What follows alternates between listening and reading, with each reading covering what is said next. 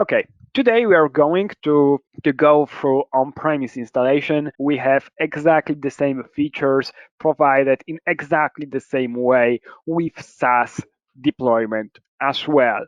So I've got my test instance running for some period of time. So there are some backups already done, some devices added, and everything is ready to go, but the entire installation in case of the on-premise is pretty easy. First of all, what you have to do is to download the agent. You will be redirected to to installer download page once you will register, for example, for a trial, and then you have to download the management and install the management.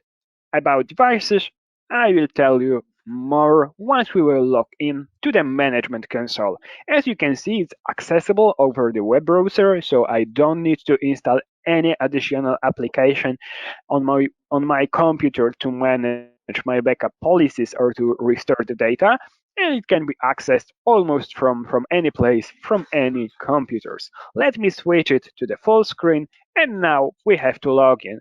We can provide our login details manually, but of course it's way better to use some SSO services like for example Google, so I'm going to log in directly to my management service over Google account. Now we are on the devices tab. In case of the first run, there will be also available first run wizard, which will guide you to install the first one agent, add the first storage, and set up the first backup. So all the most important actions that must be taken before the service will be ready to go are guided through the first run wizard.